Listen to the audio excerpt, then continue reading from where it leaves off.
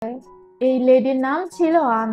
লাঞ্জি বারবার আনের কাছে মাফ চাচ্ছিল, কিন্তু আন খুব নিষ্ঠুরভাবে লাঞ্জির উপর অত্যাচার করতে থাকে।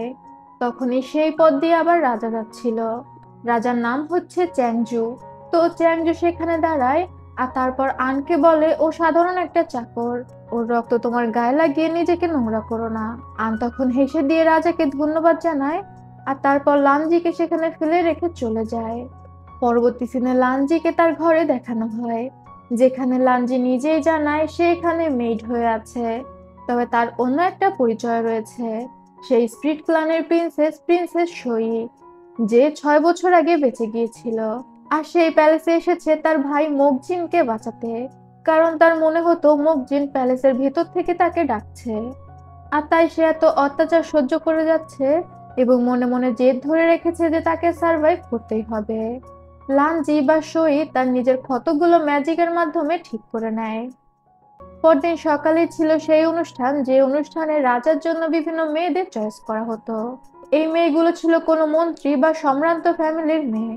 রাজা মানে চ্যাংজুর ব্যবহার গত রাতে দেখেই তো বুঝেছেন চ্যাংজু মোটেও সুবিধার না।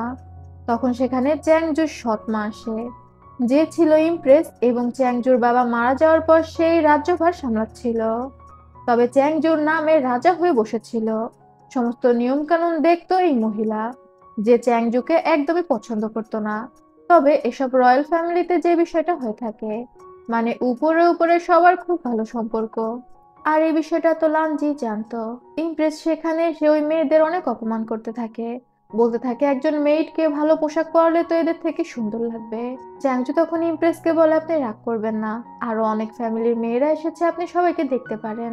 তখন লাঞ্জির মনে পড়ে যে ইমপ্রেস ফুল পছন্দ করে, তাই সে জানালার বাইরে একটা ফুল গাছ দেখে কিছু একটা ম্যাজিক করে।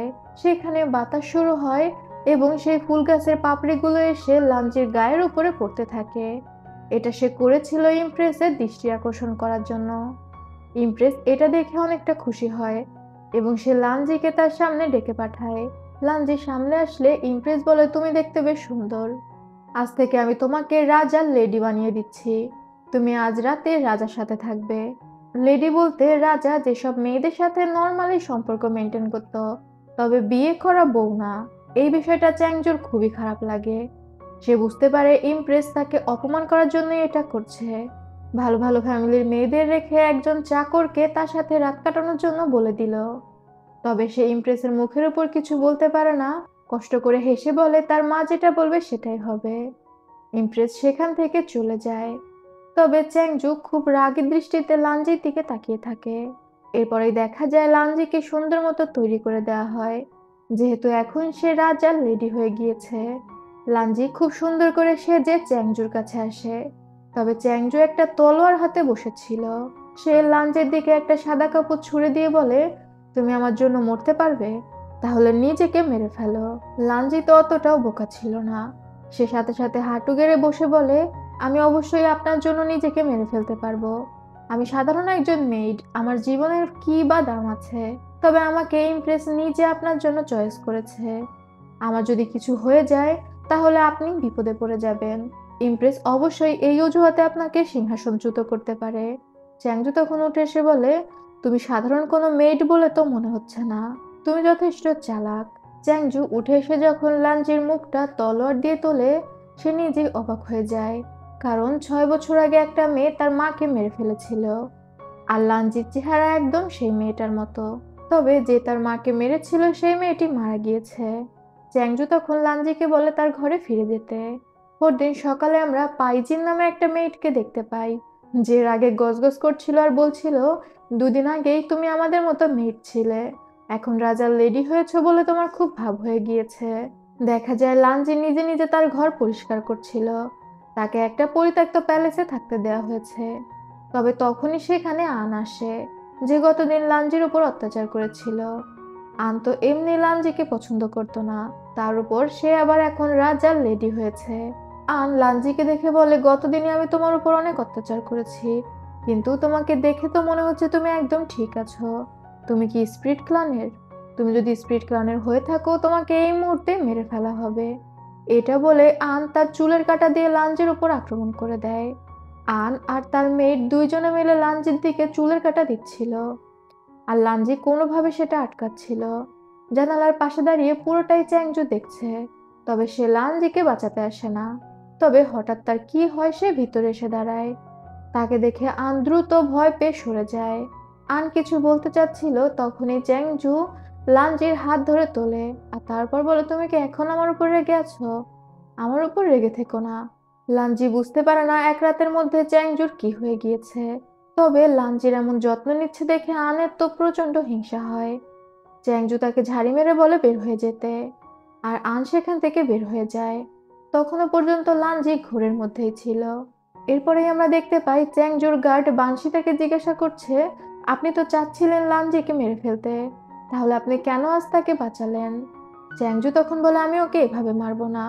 সবচেয়ে ভয়ঙ্কর বিষ খুঁজে বের করো ওকে মারার জন্য, যেটা অবশ্যই কাজ করবেই করবে। এরপরে দেখা যায় লাঞ্জি সহ অন্যান্য সব লেডিরা কনসোর্ট হুয়ানের প্যালেসে একত্রিত হয়েছে। কনসোর্ট হুয়ান ছিল চ্যাংজুর একমাত্র বিয়ে করা বউ, যে কারণে সে ছিল কনসোর্ট আর অন্যান্য সবাই জাস্ট লেডি। যা হোক, সেখানে আন লাঞ্জিকে দেখে বলে, তোমার জন্য ছোট্ট একটা সারপ্রাইজ রয়েছে। তবে তখনই সেখানে হুয়ান প্রবেশ করে।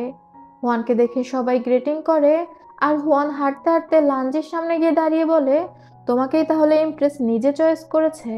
আসলে কেউই এই বিষয়টা হজম করতে পারছিল না যে ইমপ্রেস একজন মেয়েটকে লেডি বানিয়েছে। হুয়ান তার নিজের জায়গাতে গিয়ে বসে। আন তখন তার জন্য ড্রিঙ্ক নিয়ে আসে। তবে হুয়ানের মেয়েট সানা বলে, হুয়ান তো বাইরে থেকে আসা ড্রিঙ্ক এইভাবে টেস্ট করতে পারে না। আন তখন বলে, কোনো সমস্যা নেই, আপনার হয়ে এটা অন্য কেউ টেস্ট করে দিবে। এটা বলে সে লাঞ্জির কাছে সেই ড্রিঙ্কটা নিয়ে যায়।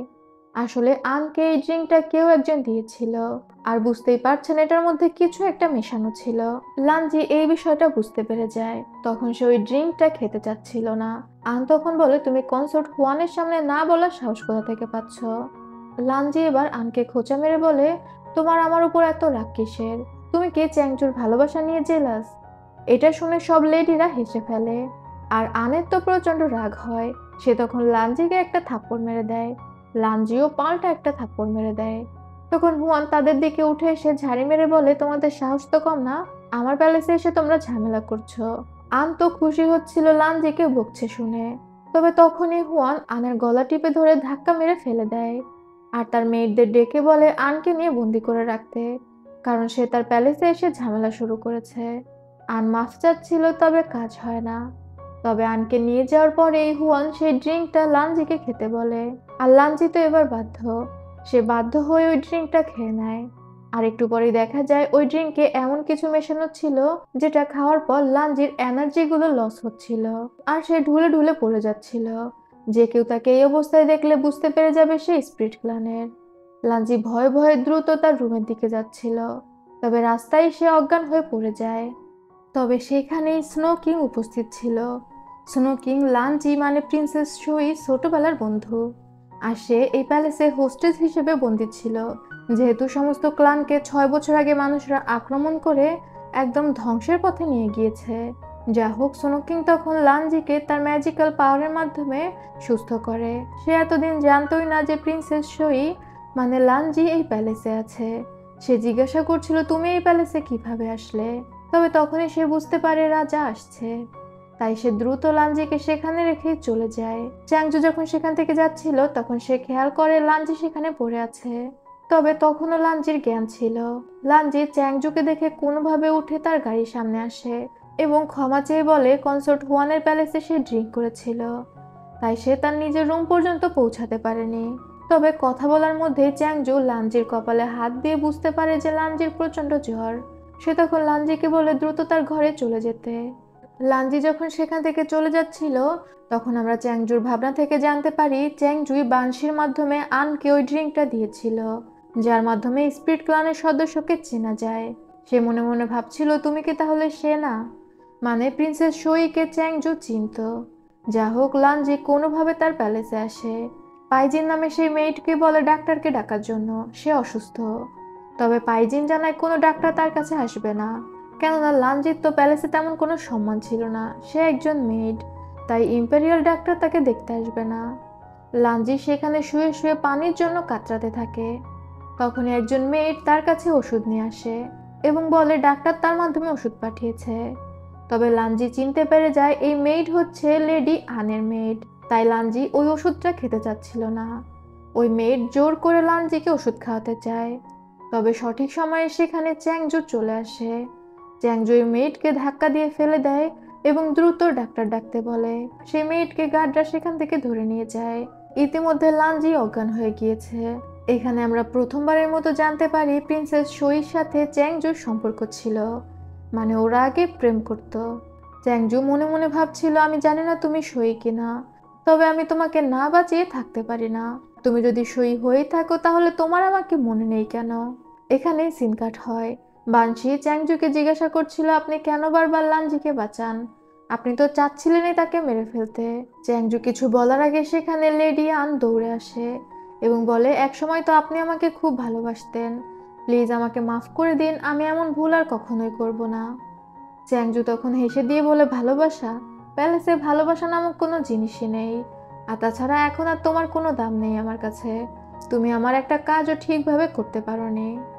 আন অবাক হয়ে বলে, তার মানে আপনি আমাকে ভালোবাসেন না? আমাদের মধ্যে এতদিন কি ছিল? চ্যাংজু বানশিকে বলে, ওকে নিয়ে যাও, আমি আর কোনোদিন ওর মুখ দেখতে চাই না। আন বারবার মাফ চাইলেও চ্যাংজুর মন নরম হয় না। তবে পরবর্তী সিনে দেখা যায় চ্যাংজু লাঞ্জির জন্য অনেক অনেক গিফট নিয়ে এসেছে। অনেক টাকা পয়সা, সোনা দানা, কাপড় চোপড়, যেগুলো দেখে লাঞ্জির প্যালেসের মেয়েদের তো চোখ কপালে উঠে যায়। ওরা বুঝতে পারে যে রাজা লাঞ্জিকে পছন্দ করে। চ্যাংজু লাঞ্জিকে বলে আজ রাতে সে এখানেই থেকে যাবে। লাঞ্জি যেন তাকে সার্ভ করে। মেয়েডরা সেখান থেকে বের হয়ে যায়। চ্যাংজু বিছানায় গিয়ে বসে বলে, কি হলো, তুমি ওখানে কেন দাঁড়িয়ে আছো? তবে লাঞ্জির তো বুক ধরফর করছিল। সে তো চ্যাংজুর কাছে গিয়েছিল শুধুমাত্র তার ভাইয়ের খোঁজখবর নেওয়ার জন্য। চ্যাংজুর সাথে থাকার তো কোনো ইচ্ছা তার ছিল না। তাও এখন যেহেতু সে চ্যাংজুর লেডি, চ্যাংজুর কাছে তো তার যেতেই হবে।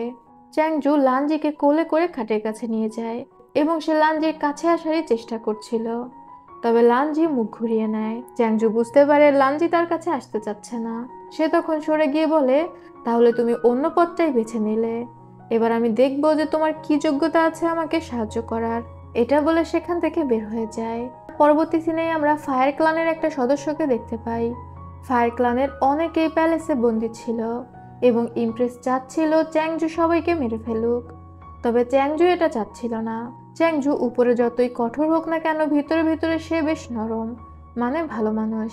সে ইমপ্রেসকে রিকোয়েস্ট করে ফায়ার ক্লানের সবাইকে বন্দি করেছে এই পর্যন্তই থাক, মেরে ফেলার কোনো প্রয়োজন নেই। তবে ইমপ্রেস বলে, তুমি কি ভুলে গিয়েছো সিংহাসনে আসার আগে তুমি কত মানুষকে মেরে ফেলেছো? আমরা পাঁচটার একটা ঝটকায় দেখতে পাই সিংহাসনে বসার জন্য চ্যাংজু আগের মন্ত্রিসভার সবাইকে মেরে ফেলেছিল। যা হোক, লাঞ্জি তখন এগিয়ে আসে। সে একটা চায়ের কাপ নিয়ে এগিয়ে এসে বলে, চ্যাংজু আমাকে আপনার জন্য সবচেয়ে সুন্দর চা বানাতে বলেছিল এবং সেই চা নিয়ে আসার বাহানায় ইচ্ছা করে চ্যাংজুর গায়ের উপর সেই চা ফেলে দেয় এবং সাথে সাথে বসে বলে, আপনি আমার সাথে চলুন, আমি চেঞ্জ করিয়ে দিচ্ছি। তবে ইমপ্রেস বুঝে যায় লাঞ্জি এটা চ্যাংজুকে এখান থেকে নিয়ে যাওয়ার জন্য করেছে। সে তখন বলে, 2 দিন হলো না আমি তোমাকে লেডি বানিয়েছি, এখনই তুমি আমার উপর দিয়ে ট্রিক্স করছো। লাঞ্জি ইমপ্রেসকে বলে, আপনার জন্যই আমি এত ভালো জীবনযাপন করতে পারছি, আপনার উপর কেন আমি ট্রিক্স করব? তবে ইমপ্রেস কিন্তু অতটাও বোকা ছিল না। সে দুজন গার্ডকে বলে লাঞ্জিকে নিয়ে শাস্তি দিতে। চ্যাংজু বুঝতে পারে তাকে বাঁচানোর জন্যই লাঞ্জি এমনটা করলো। তবে সেই সময়কার মতো ফায়ার ক্লানকে মেরে ফেলার ব্যাপারটা ধামাচাপা পড়ে যায়। রাতের বেলা দেখা যায় লাঞ্জি বসে কোকাচ্ছিল, তাকে চাবুক দিয়ে মারা হয়েছে। তখন চ্যাংজু সেখানে ওষুধ নিয়ে আসে এবং নিজে হাতে লাঞ্জির ক্ষততে ওষুধ লাগিয়ে দেয়। সে লাঞ্জিকে বলে, তুমি জানো তুমি আজ যা করেছো এর জন্য তোমার মৃত্যুও হতে পারতো। লাঞ্জি তখন বলে, আমি জানি আপনি এমন না, আপনি ভবিষ্যতে ভালো কিছুর জন্যই এখন অনেক কিছু সহ্য করছেন, তাই আমিও আপনার সাথেই আছি। চ্যাংজু আর কোনো কথা না বলে লাঞ্জির ক্ষতস্থানে ফু দিয়ে দেয়, যেহেতু ওষুধ দেওয়ার পর তার জ্বলছিল। তবে এরপরেই দেখা যায় লাঞ্জির ক্ষততে চ্যাংজু যে ওষুধ দিয়েছে তার মধ্যে ওই লিকুইড মেশানো ছিল যেটা দ্বারা স্পিরিট ক্লানের সদস্যদের চিহ্নিত করা যেত। তার মানে চ্যাংজু এত ভালো মানুষই দেখিয়েছিল লাঞ্জি আসলে প্রিন্সেস সই কিনা এই বিষয়টা জানার জন্য। আর লাঞ্জিও এই বিষয়টা বুঝতে পারে। তখন সে চিন্তা করে কোনোভাবেই ধরা পড়লে চলবে না, তাকে লুকাতে হবে এটা ভেবে লাঞ্জি যখন উঠে যাচ্ছিল, দুর্বল হওয়ার কারণে সে সেখানে অজ্ঞান হয়ে পড়ে যায়। আর তখনই চ্যাংজু দরজা খুলে ভিতরে আসে এবং বলে, আমি যা ভেবেছিলাম তাই। তুমি তাহলে সে যে আমার মাকে মেরেছ। চ্যাংজুর হাতে তলোয়ার ধরা ছিল, মনে হচ্ছিল সে লাঞ্জিকে মেরে ফেলবে। তবে চ্যাংজুর পাস্টের কিছু ঘটনা মনে পড়ে যায়, যখন তার আর প্রিন্সেস শোয়ির রিলেশন চলছিল। তারা একে অপরকে আসলেও খুব ভালোবাসতো। আর এটা চিন্তা করে চ্যাংজু লাঞ্জিকে মারতে পারে না। পরদিন সকালে লাঞ্জির যখন ঘুম ভাঙে, সে দেখতে পায় সে তো বিছানাতেই শুয়ে আছে। সে বুঝতে পারছিল না রাতে যেটা ঘটেছে সেটা কি স্বপ্ন নাকি সত্যি। তখনই পাইজিন তার কাছে একটা ড্রেস নিয়ে এসে বলে, রাজা তাকে এই ড্রেস পাঠিয়েছে, এটা পরে সে যেন রাজার সাথে দেখা করতে যায়।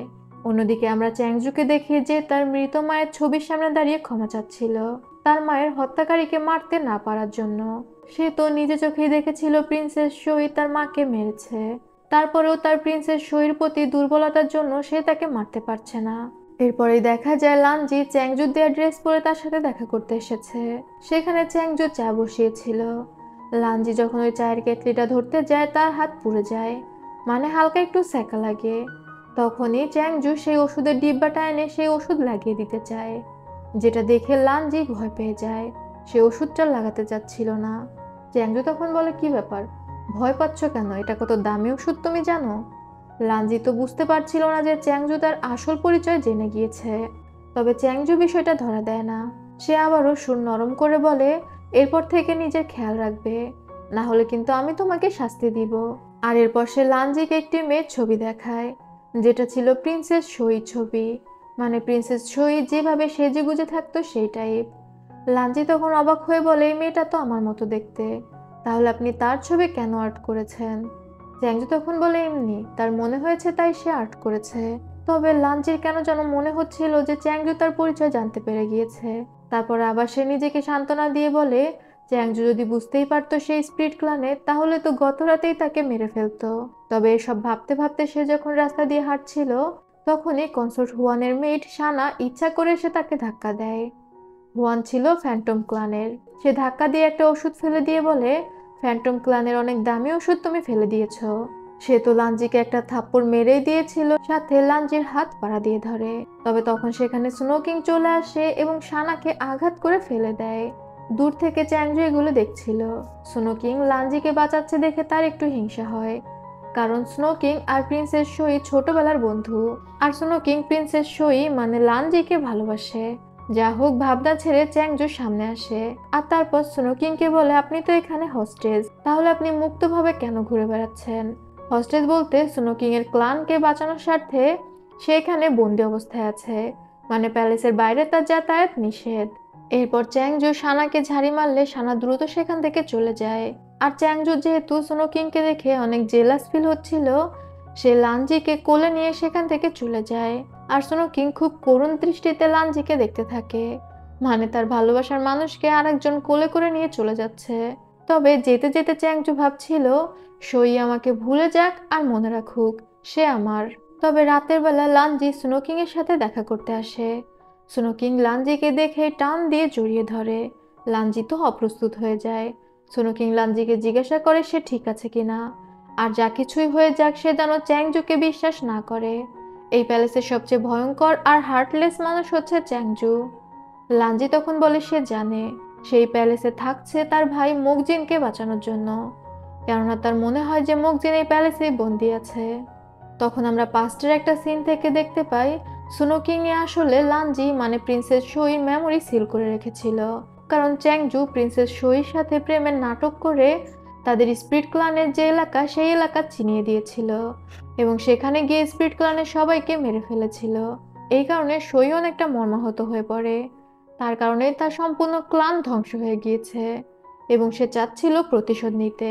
আর স্নোকিং চাচ্ছিল না শোই প্রতিশোধ নিতে গিয়ে আবার কোনো বিপদে পড়ুক, যে কারণে সে শোইর মেমোরি সিল করে দেয়। সিন আবার প্রেজেন্টে ফিরে আসে। লাঞ্জি তখন বলে অনেক রাত হয়েছে, তার যেতে হবে। তবে তারা যে দেখা করলো এই বিষয়টা বানশিয়া বা চ্যাংজুকে জানিয়ে দেয়। চ্যাংজু তো আরো বেশি তেলে বেগুনে জ্বলে ওঠে এটা জানতে পেরে যে শোইর আসলেও কিছু মনে নেই, আর তাকে ভুলে গেলেও স্নোকিংকে ঠিকই মনে আছে।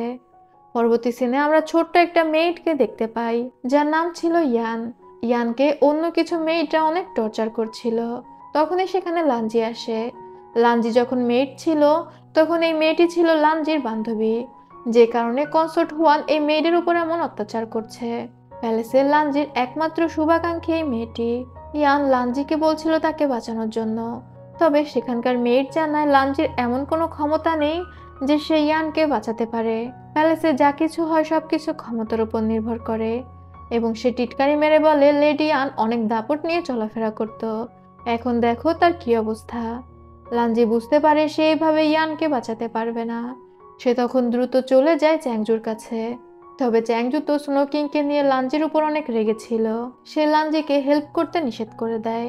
লাঞ্জি তখন হাঁটু গেড়ে বসে রিকোয়েস্ট করতে থাকে ইয়ানকে বাঁচানোর জন্য। এরই মধ্যে দুইজন ইউনুস আসে চ্যাংজুর জন্য খাবার নিয়ে, আর তার একজন চ্যাংজুর উপর আক্রমণ করতে যাচ্ছিল। লাঞ্জি এটা দেখতে পেয়ে চ্যাংজুর সামনে এসে দাঁড়ায় এবং সে ছুরি লাঞ্জির বুকে ঢুকে যায়। চ্যাংজু তো দ্রুত লাঞ্জিকে ধরে, তবে লাঞ্জি মনে মনে ভাবছিল তোমার বিশ্বাস আবার অর্জন করার জন্য এছাড়া কোনো উপায় ছিল না। তার মানে লাঞ্জি ইচ্ছা করে এই ছুরিটা খেয়েছিল যাতে চ্যাংজু আবারও তাকে বিশ্বাস করে, মানে চ্যাংজুর রাগটা ভাঙানো যায়। চ্যাংজু দ্রুত লাঞ্জিকে নিয়ে ভিতরে আসে। সে অনেকটা প্যানিকড হয়ে গিয়েছিল এবং চিৎকার চেঁচামেচি করে ডাক্তার ডাকছিল। ডাক্তার দ্রুত আসে এবং লাঞ্জির চিকিৎসা করে। চ্যাংজু ডাক্তারকে বলে দেয় লাঞ্জির যদি কিছু হয় তাহলে সে ডাক্তারকেই মেরে ফেলবে।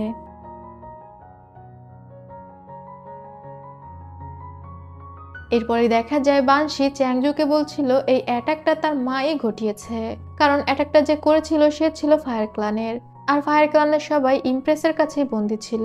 চ্যাংজু তখন মনে মনে ভাবতে থাকে সে তাহলে আমার উপর এবার ডিরেক্ট আক্রমণ করা শুরু করেছে।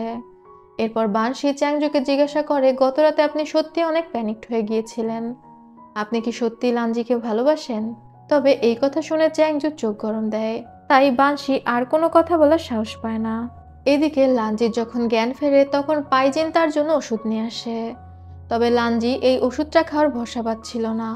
পাইজিন সেখান থেকে বের হতে সে এই ওষুধটা ফেলে দেওয়ার চেষ্টা করে, তবে তখনই সেখানে চ্যাংজু চলে আসে। সে বলে এই ওষুধটা আমি তোমাকে পাঠিয়েছি।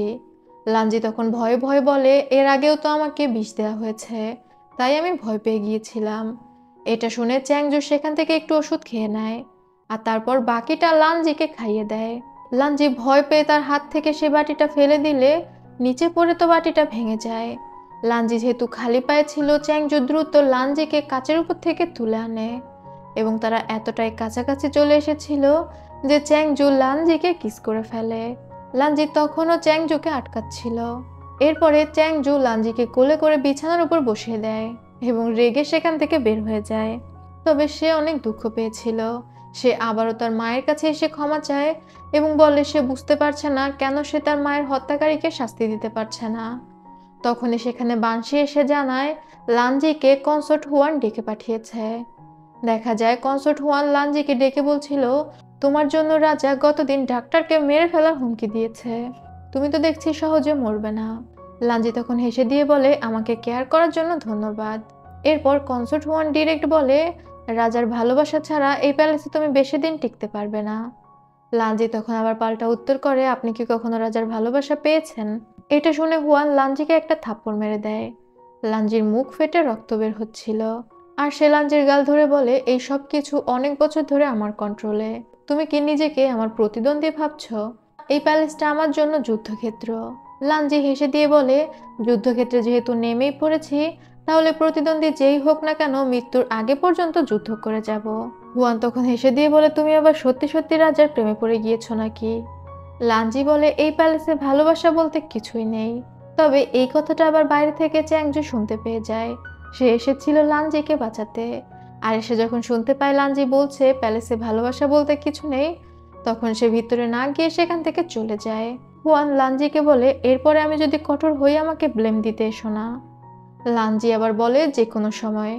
তবে পরবর্তী সিনে দেখা যায় লাঞ্জির ঘরে একজন মেইড এসে বলে তার কাপড় ধুয়ে দেওয়া হয়েছে। লাঞ্জি তখন বলে ট্রাঙ্কে রেখে দেওয়ার জন্য। তবে এই মেইডকে লাঞ্জি এর আগে কখনো দেখেনি। মেইড এখানে নতুন ছিল। তবে ওই মেইড বের হয়ে যাওয়ার সাথে সাথেই সেখানে কনসোর্ট হুয়ান আসে। সে তার সমস্ত মেইডদের নিয়ে এসেছে এবং বলছিল ঘরটাকে চেক করার জন্য। লাঞ্জি অবাক হয়ে জিজ্ঞাসা করে কি সমস্যা হয়েছে। হুয়ান জানায় লাঞ্জি তার প্যালেস থেকে আসার পরেই তার দামি একটা জিনিস খুঁজে পাওয়া যাচ্ছে না, এবং একটু পরেই সানা লাঞ্জি ট্রাঙ্ক থেকে সেই জিনিসটা বের করে আনে। লাঞ্জি বুঝতে পারে ওই নতুন মেয়েদের মাধ্যমে এটা ট্রাঙ্কে দেয়া হয়েছে। তার আফসোস হচ্ছিল নিজের বোকামির জন্য, তবে সে তো অলরেডি ফেঁসে গিয়েছে। কনসর্ট হুয়ান তাকে বলে তুমি তাহলে একটা চোর, এবং সে তার মেয়েদের বলে ওকে ধরে নিয়ে বাইরে চলো, ওর হাত কেটে দেওয়া হবে। এই ব্যাপার তো লাঞ্জির সমস্ত মেয়েরা দেখছিল। পাইজিন তখন দ্রুত যায় রাজার কাছে, তবে চ্যাংজু তো লাঞ্জির উপর রেগেছিল। সে তখন বলে হুয়ান যা করছে করুক, আমি কেন লাঞ্জিকে বাঁচাতে যাব। পাইজিন হতাশ হয়ে সেখান থেকে ফিরে আসে। এদিকে হুয়ানের মেয়েরা লাঞ্জিকে টানতে টানতে বাইরে নিয়ে আসে। হুয়ান একটা তলোয়ার হাতে এগিয়ে আসে লাঞ্জির হাত কেটে দেওয়ার জন্য। লাঞ্জি বুঝতে পারে এইবার আর তার মুক্তি নেই, তার হাতগুলো বুঝি গেল। তবে হুয়ান যখন লাঞ্জির হাতটা কেটেই দিতে যায়, ঠিক সেই সময় চ্যাংজু চলে আসে। আর চ্যাংজুর অ্যাকশনটা এখানে জোশ ছিল। সে একদম ডিরেক্ট হুয়ানের গলা টিপে ধরে, আর তারপর বলে তোমার সাহস কি করে হলো আমার ভালোবাসার মানুষের গায়ে হাত দেওয়ার। হুয়ান তখন হেসে দিয়ে বলে তোমার মতো হার্টলেস মানুষ আবার ভালোবাসে কি করে। চ্যাংজু আরো জোরে হুয়ানের গলা টিপে ধরে। এবার আমরা পাস্টের একটা সিন থেকে দেখতে পাই, যেদিন হুয়ান আর চ্যাংজুর বিয়ে হয়েছিল, হুয়ান চ্যাংজুর সাথে বন্ধুত্ব করার জন্য হাত বাড়িয়েছিল। তবে চ্যাংজু তার সাথে বন্ধুত্ব করতে রাজি হয়নি, বরং তাকে ছোট করে বলেছিল হতে পারো তুমি ফ্যান্টম ক্লানের জেনারেল, তবে আমার কাছে তুমি শুধুমাত্র আমার একজন কনসর্ট। এবং চ্যাংজু এখনো পর্যন্ত হুয়ানকে টাচও করেনি। এই বিষয় নিয়ে তো হুয়ানের রাগ ছিলই। চ্যাংজু ডিরেক্ট হুয়ানের গলায় তলোয়ার ধরে লাঞ্জির উপর এমন অত্যাচার করার জন্য। তখন সানা চ্যাংজুর কাছে হুয়ানের হয়ে মাফ চায়, তবে হুয়ান বলছিল আমাকে মেরে ফেলো, দেখি তোমার কত সাহস। তুমি একজন ক্ষমতাহীন ভীতু কাপুরুষ রাজা, যে ইমপ্রেসের ইশারা ছাড়া কিছুই করতে পারো না। চ্যাংজু তো প্রচন্ড রাগ হয়ে যায়, সে হুয়ানকে মেরে ফেলছিল। তবে তখনই সামনে এসে দাঁড়ায় লাঞ্জি, এবং লাঞ্জি চ্যাংজুকে বলে তুমি শান্ত হও, এখন যদি তুমি হুয়ানের কিছু করো তাহলে দেখা যাবে ইমপ্রেস তোমাকে এই অজুহাতে সিংহাসন থেকে নামিয়ে দিবে। চ্যাংজু নিজের মাথাটা শান্ত করে, আর তারপর হুয়ানকে বলে তুমি শুকরিয়া আদায় করো যে লাঞ্জিকে ফাঁসানোর জন্য আমি তোমাকে কোনো শাস্তি দিচ্ছি না। এটা বলে সে লাঞ্জিকে নিয়ে সেখান থেকে চলে যায়, আর হুয়ান তো রাগে ফুঁসতে থাকে। চ্যাংজু ঘরে গিয়ে লাঞ্জি সেই কাটা জায়গায় ওষুধ লাগিয়ে দেয়, এবং লাঞ্জি যেহেতু জ্বলছিল সে হাতে ফুও দিয়ে দেয়, আর তারপর বলে এরপর থেকে নিজেকে শক্ত করো, যেন আর কখনো কেউ তোমার উপর অত্যাচার করতে না পারে। এরপরে দেখা যায় চ্যাংজু বানশিকে বলছে আজকের ঘটনা অবশ্যই ইমপ্রেস যেন জানতে পারে। বানশি তখন বলে আপনি কি ইমপ্রেসের চোখে ধুলো দেওয়ার চেষ্টা করছেন। দেখা যায় এই ঘটনায় ইমপ্রেস অলরেডি জেনে গিয়েছে, এবং সে খুশি হয়ে বলছিল অবশেষে চ্যাংজু একটা মেয়ের জন্য এত বড় ঝামেলা করলো। সে ফ্যান্টম ক্লানের জেনারেলকে মেরে ফেলার হুমকি দিয়েছে, তাহলে কি সত্যি ওই মেয়েকে সে ভালোবাসে। ইমপ্রেসের ইউনুস খুশি হয়ে বলে তাহলে তো আপনার জন্য ভালো হলো, আপনি চ্যাংজুর একটা দুর্বলতা খুঁজে পেলেন। ইমপ্রেস তখন বলে আগে তুমি ওই মেয়ের পাস্টের ব্যাপারে খোঁজখবর নাও। তবে ইমপ্রেস যখন সেখান থেকে বের হয়ে যায় তখন আমরা সেখানে মকজিন মানে প্রিন্সেস সুইর ভাইকে বাধা অবস্থায় দেখি। চ্যাংজু এটার ব্যাপারে কিছুই জানতো না। ইমপ্রেস মকজিনকে বন্দি করে রেখেছিল, এবং তার মাধ্যমে সে সই নামে একটি ফুল ফোটাতো, আর সেই ফুল থেকে তৈরি হতো ভয়ঙ্কর এক ধরনের বিষ। ইমপ্রেস কোনো এক কারণে প্রচুর পরিমাণে বিষ তৈরি করছিল। মকজিনকে সেখানে অনেক টর্চার করা হয়। এরপরে আমাদের লাঞ্জিকে দেখানো হয়। লাঞ্জির যখন জ্ঞান ফেরে সে দেখতে পায় তার সব মেয়েডরা তার কাছে মাফ চাচ্ছে। সেখানে চ্যাংজু এসে জানায় এই মেয়েদের এখন মৃত্যুদণ্ড দেওয়া হবে, কারণ তারা তোমাকে প্রোটেক্ট করতে পারেনি। তবে লাঞ্জি তো এটা চাচ্ছিল না, সে তো আসলে অনেক দুর্বল হৃদয়ের ছিল। সে বলছিল সে তার মেয়েদের শিক্ষা দিতে পারেনি, তাই তারই শাস্তি পাওয়া উচিত। চ্যাংজু আবার বলে তোমাকে আমি আগেই বলেছি তোমাকে শক্ত হতে হবে, তুমি তোমার সবকিছু শক্ত হাতে নিয়ন্ত্রণ করো। ওদেরকে মৃত্যুদণ্ড শাস্তি না দিলেও যে কষ্টটা তুমি ভোগ করেছো সেটা তো পেতেই হবে, মানে প্রত্যেকের হাতের শিরা কেটে দেওয়া হবে। চ্যাংজু লাঞ্জির হাতে তলোয়ার তুলে দেয়, তবে লাঞ্জি অনেক হেজিটেট করছিল। চ্যাংজু তখন নিজে হাতে ধরে ওইসব মেয়েদের হাতের শিরা কেটে দেয়। লাঞ্জি তখন বলে আজ থেকে তার প্যালেসের সবকিছু অনেক কঠোরভাবে নিয়ন্ত্রণ করা হবে, এবং যতবার কোনো ভালো কিছু হবে ততবারই সে ওই মেয়েদের পুরস্কার দিবে। এবার যেহেতু পাইজিন তার হয়ে রাজাকে ডাকতে গিয়েছিল, তাই সে পাইজিনকে সব মেয়েদের ইনচার্জ বানিয়ে দেয়। সব মেয়েরা তখন খুশি হয়ে লাঞ্জিকে ধন্যবাদ জানায়। এরপরে আবার আমরা ইয়ানকে দেখতে পাই, যার উপর মেয়েরা তখনও অত্যাচার করছিল। একজন মেয়েড ইয়ানকে জানোয়ার বলে গালি দেয়। তখনই লাঞ্জি সেখানে তার সমস্ত মেয়েদের নিয়ে আসে এবং ওই মেয়েদের বলে, একে ধরে সবগুলো দাঁত তুলে দাও, যাতে করে ও আর কখনো কাউকে জানোয়ার না বলতে পারে। ওই মেয়েরা অত্যাচার করা সেই মেয়েটকে ধরে বাইরে নিয়ে যায়। এরপর লাঞ্জি ইয়ানের কাছে আসে এবং সেই ইয়ানকে বলে, তুমি চিন্তা করো না, এখন থেকে তুমি আমার সাথে আমার প্যালেসে থাকবে, তুমি আমার পার্সোনাল মেড হবে। ইয়ান তো এটা শুনে খুশি হয়ে যায়। এরপর আমাদের হুয়ানকে দেখানো হয় যে তো এই অপমান কোনোভাবেই হজম করতে পারছিল না। হুয়ান তার মেয়েটকে বলছিল, যুদ্ধক্ষেত্রে যেহেতু নেমেছি, বিজেতা তো একজনই হবে, দেখা যাক ও জেতে নাকি আমি। পরবর্তী সিনে দেখা যায় লাঞ্জি চ্যাংজুর জন্য খাবার বানিয়ে এনেছিল, তবে চ্যাংজু ঘরে ছিল না। লাঞ্জি তখন বানশিকে বলে সে এখানে কিছুক্ষণ অপেক্ষা করবে, যতক্ষণ না চ্যাংজু আসে। বানশি লাঞ্জিকে সেই ঘরে রেখে বের হয়ে যায়। তবে লাঞ্জির উদ্দেশ্য ছিল তো অন্য কিছু। সে মনে করছিল তার ভাই মুকজিন আশেপাশে কোথাও বন্দি আছে এবং সে খোঁজাখুঁজি করে একটা পাতাল ঘরের ঠিকানাও পেয়ে যায়। লাঞ্জি সেই পাতাল ঘরের সিঁড়ি দিয়ে নেমে দেখতে পায় সেখানে তো চ্যাংজুর মায়ের মেমোরিয়াল রয়েছে। সে চ্যাংজুর মায়ের ছবিটা অবাক হয়ে দেখছিল। তখনই চ্যাংজু সেখানে চলে আসে এবং লাঞ্জিকে ধাক্কা মেরে ফেলে দিয়ে বলে, তোমার সাহস কি করে হলো এখানে আসার? লাঞ্জি বলে সে অ্যাক্সিডেন্টলি এখানে চলে এসেছে। চ্যাংজু কোনো কথা না শুনে লাঞ্জিকে বের হয়ে যেতে বলে। লাঞ্জিও দ্রুত সেখান থেকে চলে যায়। চ্যাংজু হতাশ হয়ে তার মায়ের ছবির সামনে বসে পড়ে। এমনিতেই তো সে প্রচুর পরিমাণে অপরাধবোধে ভুগছিল। এরপরে আমরা ইমপ্রেসকে দেখতে পাই। তার ইউনুস তাকে জানায় প্রচুর পরিমাণে ডার্ক ভাইপার টক্সিন সংগ্রহ করা হয়েছে, মানে মুকজিনের মাধ্যমে যে বিষটা বানানো হচ্ছিল। তবে এই বিষটা এখনো কারোর উপর প্রয়োগ করে দেখা হয়নি। এটা আসলে এমন বিষ ছিল যেটা যে কোনো ক্লানের উপর কাজ করবে এবং মৃত্যু নিশ্চিত, এটার কোনো অ্যান্টিডোট নেই। ইমপ্রেস তখন বলে প্যালেসে ফায়ার ক্লান ছাড়া অন্য ক্লানের একজন আছে, এটা তার উপরে প্রয়োগ করা যাবে।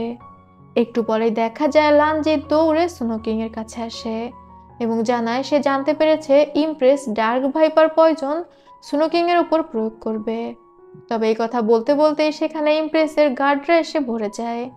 তারা আসলে লাঞ্জিকে পালাতে দেখে নিয়েছিল এবং ওইসব গার্ডরা সুনো কিং আর লাঞ্জিকে বলে তাদের সাথে ইমপ্রেসের কাছে যাওয়ার জন্য।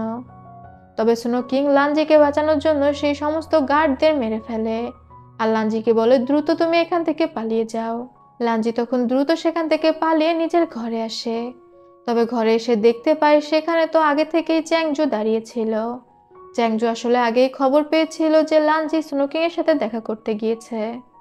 লাঞ্জি তখন চ্যাংজুকে দেখে বলে সে একটু বাগানে হাঁটাহাঁটি করতে গিয়েছিল, তবে লাঞ্জির জুতাতে রক্ত লেগেছিল, যেটা দেখে চ্যাংজু বলে বাগানে কেউ মারা গিয়েছে, আমি তো জানতাম না। লাঞ্জি সাথে সাথে ধরা পড়ে যায়। তখন সে বলে আমি অন্যায় করেছি, আমাকে শাস্তি দিন। তবে চ্যাংজু তো প্রচন্ড হিংসায় ভুগছিল। সে লাঞ্জিকে জোর করে কিস করে দেয়, তবে লাঞ্জি চ্যাংজুকে ধাক্কা মেরে সরিয়ে দেয়। লাঞ্জি আসলে কামড় দিয়ে চ্যাংজুর ঠোঁট কেটে ফেলেছিল। চ্যাংজু তখন বলে আমার ভালোবাসাকে দুর্বলতা মনে করে আমার ধৈর্যের পরীক্ষা নিও না। এটা বলে রেগে সেখান থেকে বের হয়ে যায়। আর পরদিন সকালেই দেখা যায় সুনো কিং যেহেতু ইমপ্রেসের অনেকগুলো গার্ডকে মেরে ফেলেছে, তাই তাকে জেলে নিয়ে যাওয়া হচ্ছে। যেটা শুনে লাঞ্জি দৌড়ে বের হতে যাচ্ছিল। তখনই চ্যাংজু সেখানে এসে বলে তুমি এত অস্থির হয়ে কোথায় যাচ্ছ? সুনো কিং এর সাথে দেখা করতে? লাঞ্জি তো বুঝতে পারে আর কিছু লুকানো নেই। সে দ্রুত চ্যাংজুর হাতে পায়ে ধরে রিকোয়েস্ট করতে থাকে স্নো কিংকে বাঁচানোর জন্য। তবে চ্যাংজু বলে সে বাঁচাতে পারলেও বাঁচাবে না, কারণ সুনো কিংকে সে হিংসা করে। সুনো কিং এর সাথে লাঞ্জির কোনো সম্পর্ক আছে। তবে লাঞ্জি বলে সে যদি না বাঁচায় তাহলে লাঞ্জি নিজেই বাঁচাবে। এটা বলে সে দৌড়ে বাইরে আসে। তবে লাঞ্জির সমস্ত মেয়েরা লাঞ্জির সামনে হাঁটু গেড়ে বসে যায় এবং বলে তারা লাঞ্জিকে যেতে দিবে না, কারণ লাঞ্জি যদি কোনো বিপদ হয় লাঞ্জির সাথে সাথে তারাও তো শাস্তি পাবে। সেখানে চ্যাংজুও বের হয়ে এসেছিল। চ্যাংজু বলে আমি তো তোমাকে চালাক ভেবেছিলাম, এখন তুমি যাচ্ছ ইমপ্রেসের কাছে সুনো কিং এর হয়ে ক্ষমা চাইতে, তাহলে তো ইমপ্রেস জানতে পেরে যাবে তুমি সেই স্পাই আর তুমি গোপনে সুনো কিং এর সাথে দেখা করেছো। তোমাকে বাঁচানোর জন্য সুনো কিং তার গার্ডদের মেরেছে, যাতে করে তোমাকে আর সুনো কিংকে একসাথে মৃত্যুদণ্ড দিতে পারে, তাই না? তুমি ইমপ্রেসের কাছে গেলে তো সুনো কিং এর মৃত্যুর দিন আরো এগিয়ে আসবে।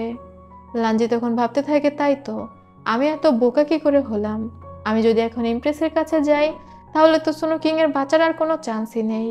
এটা বুঝতে পেরে লাঞ্জি হতাশ হয়ে সেখানে বসে পড়ে। আর এরপরেই আমাদের মুন লাভার্সের সেই বিখ্যাত দৃশ্যটা দেখানো হয়। চ্যাংজু লাঞ্জির কাছে এসে লাঞ্জির মাথায় তার কোটটা মেলে দেয়, কারণ সেখানে বরফ পড়ছিল। চ্যাংজু লাঞ্জিকে বলে, তুমি নিজেকে শক্ত করো, আমার কাছে দরকার হয় অন্য কিছু চাও, কিন্তু স্নো কিংকে বাঁচানোর কথা বলো না। লাঞ্জি তখন শক্ত হয়ে দাঁড়ায় আর বলে সে প্রমোশন চায়, মানে সে এবার লেডি থেকে কনসোর্ট হতে চায়, চ্যাংজুর বিয়ে করা বউ। চ্যাংজু তখন লাঞ্জিকে কথা দেয় সে লাঞ্জিকে তার কনসোর্ট বানাবে। এদিকে ইমপ্রেস সোনো কিং এর উপর অনেক অত্যাচার করেছিল। সে সোনো কিংকে বলছিল, বলো তোমাকে খবরটা কে দিয়েছে, তুমি কার জন্য অতগুলো গার্ডকে মেরেছ। সোনো কিং তখন বলে, আপনার যদি আমার উপর অত্যাচার করতেই হয় ডিরেক্ট অত্যাচার করুন, কোনো অজুহাত খুঁজতে হবে না। ইমপ্রেস হুকুম দিলে সোনো কিং এর উপর সেই পয়জনগুলো ফেলা হয়। যে পয়জনটা ফেলার পর সোনো কিং এর শরীরে অ্যাসিড দেওয়ার মতো জ্বলতে থাকে, আর বেচারা প্রচন্ড কষ্টে চিৎকার দিয়ে ওঠে। ইমপ্রেস এই সব কিছুই করেছিল সোনো কিং এর উপর পয়জনটা টেস্ট করার জন্য। এরপরেই আমরা ইয়ানকে দেখতে পাই যে লাঞ্জির প্যালেসে কাজ করছিল। লাঞ্জি ইয়ানের জন্য একটা স্যুপ রান্না করে নিয়ে আসে। সেটা ছিল ইয়ানের পছন্দের স্যুপ। ইয়ান স্যুপটা খাচ্ছিল আর বলছিল অনেক মজা হয়েছে। লাঞ্জি তো ইয়ানকে অনেক ভালোভাবে ট্রিট করত। এদিকে বাইরে তো কনসোর্ট হুয়ান তার মেয়েদের নিয়ে চলে এসেছে। তখন লাঞ্জির প্যালেসের সব মেয়েরা এসে দাঁড়িয়ে যায় তাদেরকে আটকানোর জন্য। ভিতরে লাঞ্জি ইয়ানকে বলছিল, আমি তোমার জন্য সমস্ত ব্যবস্থা করে ফেলেছি, যথেষ্ট টাকা পয়সাও অ্যারেঞ্জ করে রেখেছি যাতে তোমার প্যালেসের বাইরে কোনো অসুবিধা না হয়। ইয়ান তখন বলে, আমার গ্রামের সবাই মারা গিয়েছে, আমার পরিবার আত্মীয় স্বজন বলতে কেউ নেই, তুমি আমার একমাত্র ফ্যামিলি, আমি তোমাকে ছেড়ে যাব না। সে তো বুঝতে পারছিল না লাঞ্জি কেন তাকে পাঠিয়ে দিচ্ছে, তবে লাঞ্জি বলে বাঁচতে হলে তাকে যেতেই হবে। এরই মধ্যে ইয়ানের কেমন যেন ঘুম ঘুম পাচ্ছিল। আসলে লাঞ্জি ওই স্যুপের মধ্যে ঘুমের ওষুধ মিশিয়ে দিয়েছিল। ইয়ান কান্না করতে করতে লাঞ্জির কাঁধের উপরে ঘুমিয়ে পড়ে। এদিকে বাইরে তো মেয়েদের মধ্যে তুমুল ফাইট শুরু হয়েছে।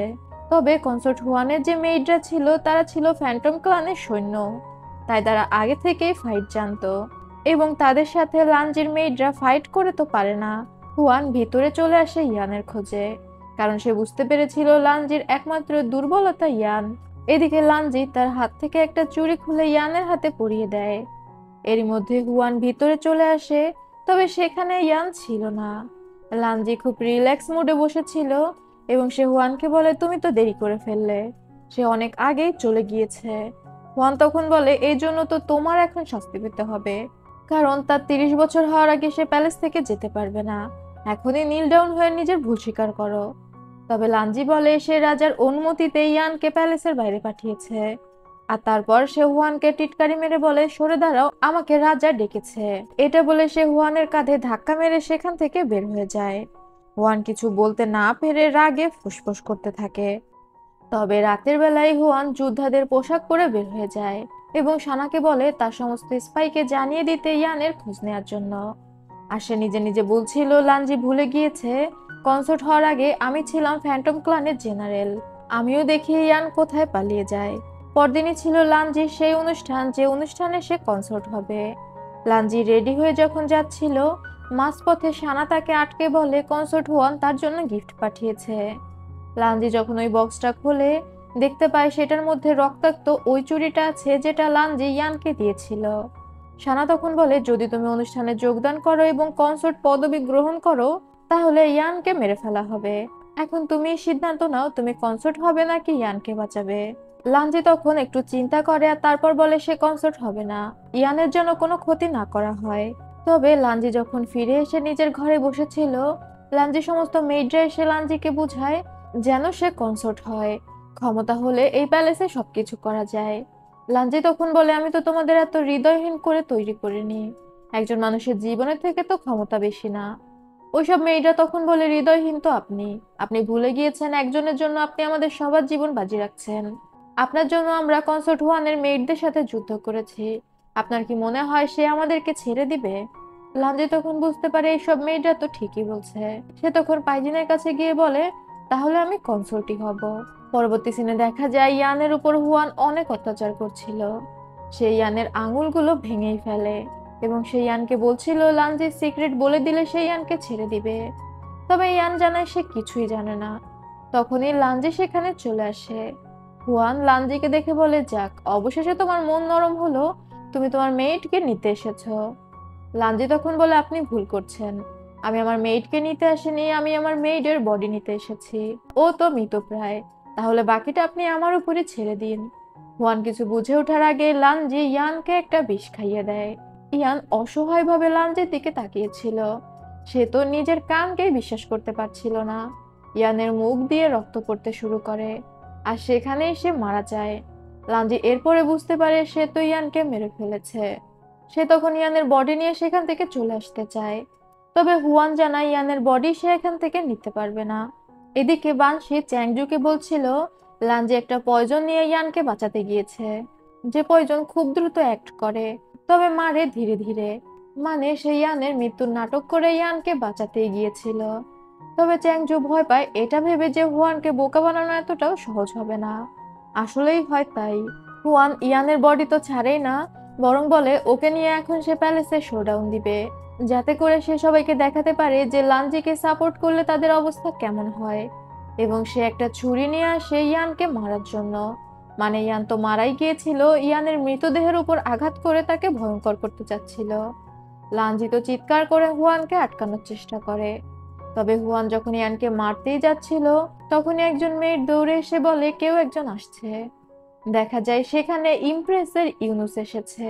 ইউনুস এসে হুয়ানকে বলে ইমপ্রেস তার জন্য একটি হুকুম পাঠিয়েছে, যাতে লেখা ছিল হুয়ান ইমপ্রেসের কোনো কথাই মানে না এবং নিজের স্বাধীন মতো প্যালেসে যা খুশি তাই করে বেড়ায়, যে কারণে তাকে 30 দিনের জন্য প্যালেসে বন্দি করে রাখার হুকুম দেওয়া হয়েছে।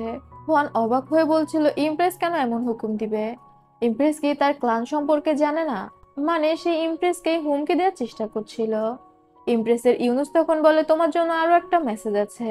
ইমপ্রেস জানিয়েছে যে ক্ষমতা সে তোমাকে দিয়েছে, সে চাইলে এই মুহূর্তেই তোমাকে ডিপোজ করতে পারে, মানে ক্ষমতা কেড়ে নিতে পারে। এটা শুনে হুয়ান থেমে যায়। এরপরেই দেখা যায় লাঞ্জি ইয়ানকে তার নিজের ঘরে নিয়ে এসেছে এবং সে তার পাওয়ার দিয়ে ইয়ানের ভিতর থেকে পয়জন বের করে। তারপরেও ইয়ানের জ্ঞান ফিরছিল না। লাঞ্জি তখন কান্না করতে করতে ইয়ানের হাত ধরলে ব্যথায় ইয়ান কুকিয়ে ওঠে। তার জ্ঞান ফেরে। আর জ্ঞান ফিরতেই সে লাঞ্জিকে বলে, লাঞ্জি, আমি তোমার সাথে বেইমানি করিনি, আমি তোমার কোনো সিক্রেট হুয়ানকে বলিনি। লাঞ্জি তখন বলে, আমি জানি, তুমি এখানে রেস্ট নাও। তখনই একজন মেইড এসে লাঞ্জিকে জানায় রাজা বাইরে প্যালেসের সামনে নীল ডাউন হয়ে আছে। লাঞ্জি দৌড়ে আসে চ্যাংজুর কাছে। আসলে লাঞ্জির জন্যই চ্যাংজুকে নীল ডাউন হয়ে দাঁড়াতে হচ্ছিল, কারণ ইমপ্রেসের কাছে এসে গিয়েছিল হুয়ানের বিরুদ্ধে এই আদেশটা পাঠানোর জন্য। এবং ইমপ্রেস বলে সে যদি প্যালেসের সামনে নীল ডাউন হয়ে সারা রাত দাঁড়িয়ে থাকতে পারে, তাহলে সে এই আদেশ পাঠাবে। ইমপ্রেস সবসময় চেষ্টা করত কিভাবে চ্যাংজুকে সবার সামনে ছোট করা যায়। লাঞ্জি যখন দৌড়ে এসে চ্যাংজুর পাশে বসে, চ্যাংজু তখন বলে সে যখন সিংহাসনে উঠেছিল তখন ইমপ্রেস তাকে বলেছিল সে সিংহাসন চয়েস করবে নাকি মন্ত্রীদের। ওই মন্ত্রীরা আসলে ছিল চ্যাংজুর চাচা। তো এটা বলে ইমপ্রেস চ্যাংজুর হাতে একটা তলোয়ার ধরিয়ে দিয়ে চলে যায়। চ্যাংজুর চাচারা তখন বলে আমাদের মেরে ফেলো, এবং একজন এসে নিজে নিজে সেই তলোয়ার নিজের পেটে ঢুকিয়ে দেয়। আর এরপরেই দেখা যায় চ্যাংজু সিংহাসনে বসে আছে আর সামনে সবাই মৃত। সে লাঞ্জিকে বলে আগেরবার সিংহাসনের জন্য আমি আমার প্রিয় মানুষদের মেরে ফেলেছিলাম, কিন্তু সেই ভুল দ্বিতীয়বার করব না। লাঞ্জি চ্যাংজুর হাত ধরে সেখানেই দাঁড়িয়ে থাকে। এরপরেই দেখা যায় ইউনুস ইমপ্রেসকে জানাচ্ছে লাঞ্জির তেমন কোনো পরিচয় নেই। 6 বছর আগে তাকে এখানকার কোনো একজন অ্যাডপ্ট করেছিল, তাকে প্রায় মৃত অবস্থায় খুঁজে পেয়েছিল, আর সেখান থেকেই সে প্যালেসে মেইড হিসেবে আসে। তখন ইমপ্রেস অবাক হয়ে বলে এরকম একটা মেয়ের জন্য চ্যাংজু সারা রাত নীল ডাউন হয়ে দাঁড়িয়ে থাকলো, তার বিষয়টা অনেক খটকা লাগছিল। এরপরে আমরা দেখতে পাই অবশেষে লিংজিকে কনসোর্ট ঘোষণা করা হয় এবং স্নো কিংকেও কারাগার থেকে তার নিজের প্যালেসে নিয়ে আসা হয়। স্নো কিং আর লাঞ্জি রাস্তা দিয়ে যাওয়ার সময় একে অপরের মুখোমুখি হয়। লাঞ্জি মনে মনে ভাবছিল স্নো কিং আমাকে কিছুটা সময় দাও, আমি অবশ্যই তোমাকে মুক্ত করব। পরবর্তী সিনে দেখা যায় লাঞ্জি আবারও তার ভাইয়ের খোঁজ খবর নেওয়ার জন্য লেগে পড়েছে। সে প্যালেসের একটা হিসাব থেকে দেখতে পায় প্যালেসে প্রচুর পরিমাণে স্পিরিট ওয়াটার আনা হয়। এই স্পিরিট ওয়াটার আসলে স্পিরিট ক্লানের একটা জিনিস, যেটা কোনো স্পিরিট ক্লানের সদস্যকে বাঁচিয়ে রাখার জন্য প্রয়োজন হয়। লাঞ্জি গভীরভাবে এই জিনিসটা দেখছিল। তখনই সেখানে চ্যাংজু এসে লাঞ্জিকে চমকে দেয়। লাঞ্জি তো প্রথমে ভয় পেয়ে যায়। সে জিজ্ঞাসা করে, এত রাতে তুমি এখানে? চ্যাংজু তখন বলে, কেন তোমার প্যালেসে কি আমার আসা নিষেধ? লানজি একটু লজ্জা পেয়ে বলে, সরি, আমার জিজ্ঞাসা করা উচিত হয়নি। চ্যাংজু আসলে লানজির জন্য একটা চকলেট নিয়ে এসেছিল। লানজি সেটা দেখে অনেক খুশি হয়ে বলে সে সবসময় প্যালেসের বাইরে এগুলো দেখেছে, কিন্তু কখনোই খায়নি। লানজি সেটা টেস্ট করে বলে অনেক মজা। আর তারপর সে চ্যাংজুকেও বলে এখান থেকে একটু নেয়ার জন্য।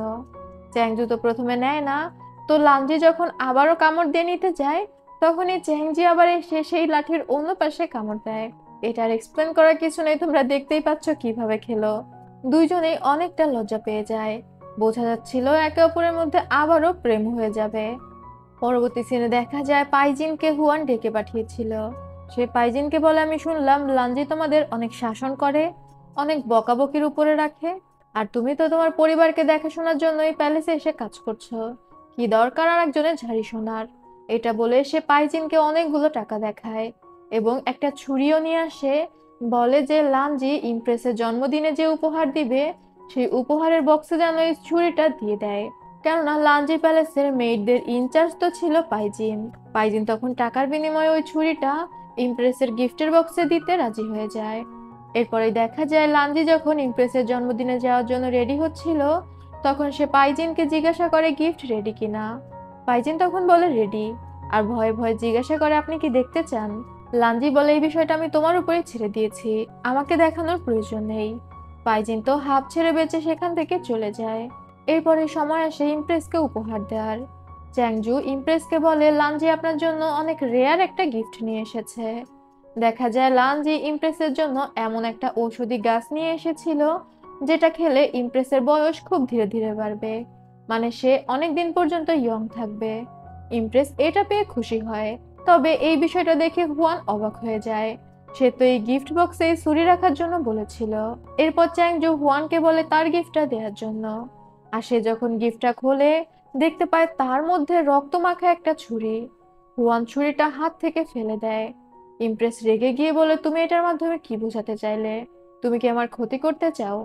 আসলে লাঞ্জি উপরে উপরেই তার মেয়েদের সাথে খারাপ ব্যবহার করতো এবং তাদের শাসন দেখাতো, কিন্তু প্যালেসের ভিতরে সে তার মেয়েদের সাথে অনেক ভালো ব্যবহার করত, এমনকি মেয়েদের অনেক পুরস্কারও দিত। সে পাইজিনকে তার প্যালেসের অফিসিয়ালি বানিয়ে দিয়েছিল এবং সে ইচ্ছা করে পাইজিনকে বলেছিল হুয়ানের অফার অ্যাকসেপ্ট করার জন্য। সবকিছুই লাঞ্জির সাজানো নাটক ছিল। চ্যাংজু তখন উঠে এসে বলে, আপনি তো এমনি ইমপ্রেসের ক্ষতি করতে চাইতেন, এখন তো দেখছি আপনি সামনাসামনি বিদ্রোহ শুরু করেছেন।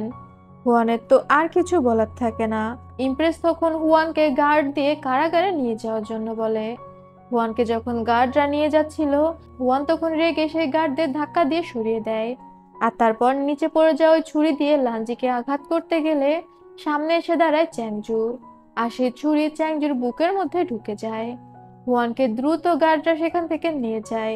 সবাই চিৎকার করে ডাক্তারকে ডাকছিল, তবে ইমপ্রেস হাসি হাসি মুখ নিয়ে সেখানে দাঁড়িয়েছিল। এরপরে রাতের বেলা দেখা যায় কোনো ডাক্তার চ্যাংজুকে দেখতে আসেনি। সবাই জানিয়েছে সবাই অসুস্থ।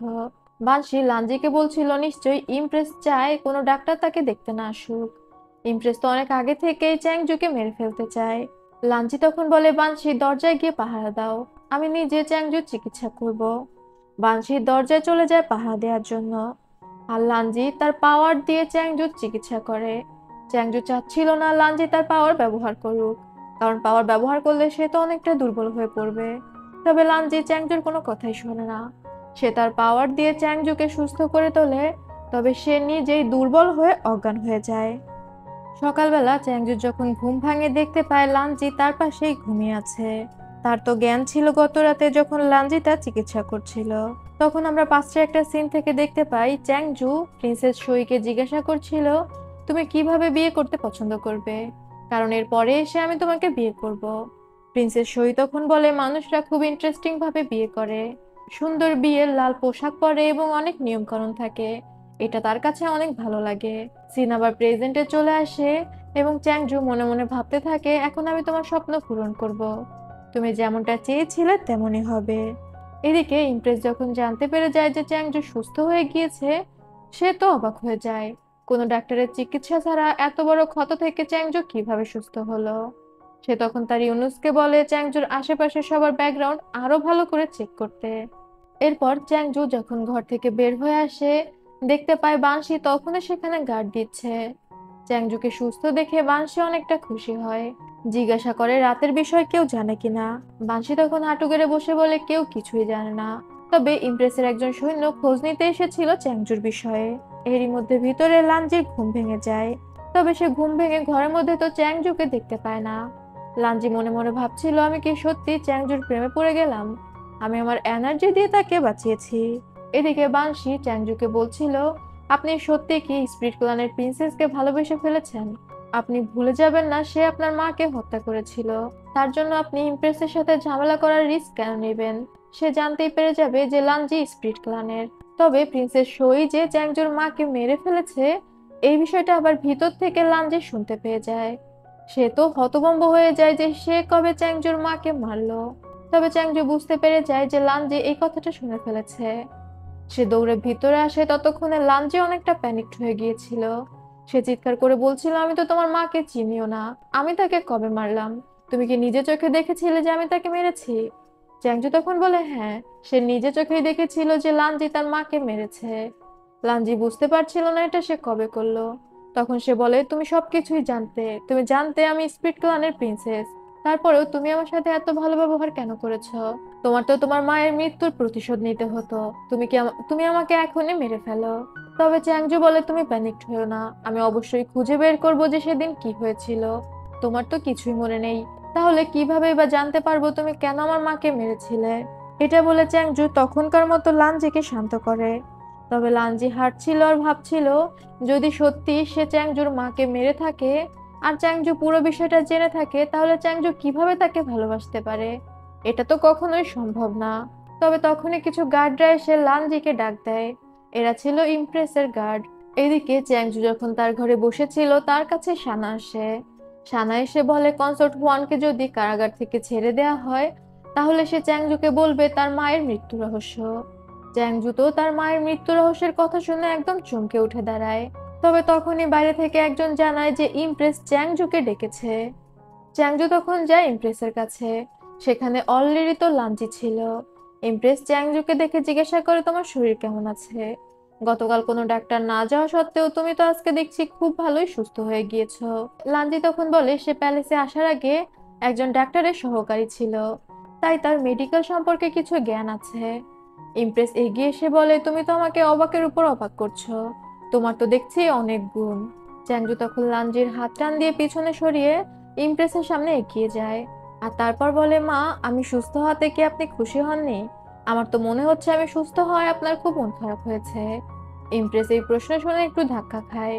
সে তখন বলে, তুমি সব সময় আমার সামনে এসে নীল ডাউন হয়ে গ্রিটিং করো, আজ তো তুমি নীল ডাউন হয়ে গ্রিটিং করনি। এই লাঞ্জির জন্য তোমার তো দেখছি সবকিছুই চেঞ্জ হয়ে গিয়েছে। লাঞ্জি তখন বলে সে এখনো পুরোপুরি সুস্থ না, তাই সে নীল ডাউন হতে পারবে না, তার পরিবর্তে আমি আপনাকে গ্রিটিং করছি। তখনই আমরা পাস্টের একটা সিন থেকে দেখতে পাই, সানা অলরেডি চ্যাংজুকে জানিয়েছিল যে সই না বরং ইমপ্রেসই তার মাকে মেরেছিল। ইমপ্রেস ফ্যান্টম ক্লানের একটা ম্যাজিকের সাহায্য নিয়ে সইয়ের রূপ ধারণ করেছিল, যেহেতু চ্যাংজু আর সই একে অপরকে ভালোবাসতো, যাতে করে চ্যাংজু প্রচন্ড ক্ষেপে যায় এবং স্পিরিট ক্লানকে ধ্বংস করে দেয়। ইমপ্রেস কেন যেন কোনো ক্লানকে পছন্দ করতো না, সে চাইতো সে একাই রাজত্ব করবে। যা হোক, চ্যাংজু ইমপ্রেসকে কিছু বলতে পারে না, শুধু সেখানে দাঁড়িয়ে রাগে ফুঁসতে থাকে। এরপরে দেখা যায় চ্যাংজু লাঞ্জিকে জানায় ইমপ্রেস তার মাকে মেরেছে। সে ফ্যান্টম ক্লানের একটা স্কুলের সাহায্য নিয়েছিল। লাঞ্জি তখন কিছুটা শান্ত হয়। সে মনে মনে ভাবছিল তার এখন কি করা উচিত। সে কি আদৌ চ্যাংজুকে বিশ্বাস করবে কিনা। তখনই তার কাছে বাংশি আসে একটা বক্স নিয়ে, যে বক্সটা চ্যাংজু তাকে পাঠিয়েছিল, যাতে লাল রঙের একটা পোশাক ছিল, বিয়ের পোশাক। লাঞ্জি যখন সেই পোশাকটা পরে চ্যাংজুর রুমে যায়, গিয়ে দেখতে পায় সেখানে বিয়ের রিচুয়ালের সবকিছু রেডি করা ছিল। লাঞ্জি অবাক হয়ে সেদিকে এগিয়ে যায়। চ্যাংজু তখন লাঞ্জিকে বলে, আজ থেকে তোমার আমার মধ্যে কোনো শত্রুতা নেই, আমরা কখনো একে অপরকে ভুল বুঝবো না এবং আমরা একসাথে সবকিছু ফেস করব। তারা সেখানে রিচুয়াল সম্পূর্ণ করে বিয়ে করে। আর বিয়ে যেহেতু করেছে, বাসর তো হবেই। কিন্তু দুঃখজনক হলো আমাদের খাটের কোণা ছাড়া আর কিছুই দেখানো হয় না।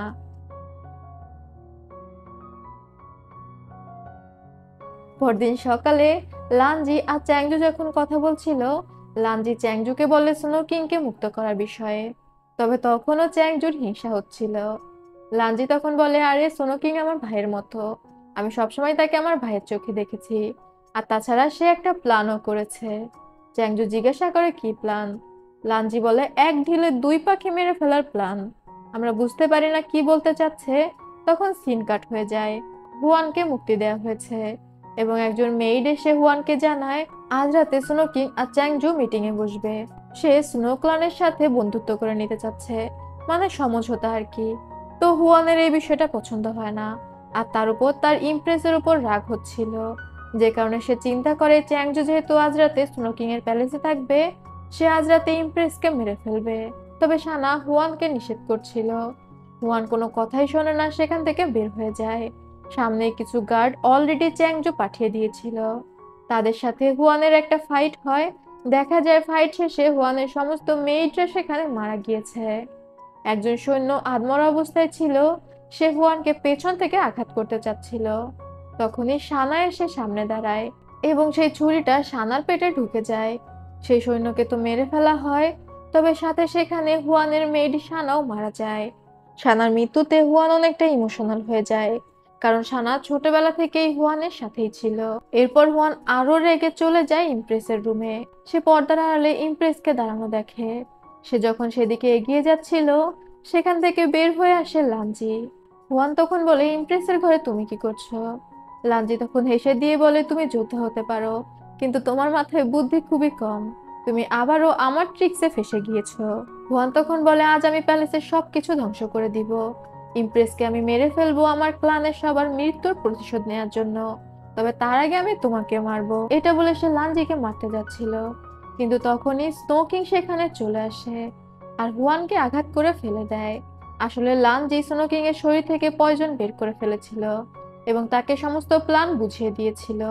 লাঞ্জি হুয়ানকে বলে, প্যালেসে তুমি অনেক নিরপরাধ মানুষকে মেরে ফেলেছো, এখন সময় এসেছে তোমার শাস্তি পাওয়ার। হুয়ান তখন বলে, এত কথার কি আছে, যদি আমাকে মেরে ফেলতে চাও তাহলে মেরে ফেলতে পারো।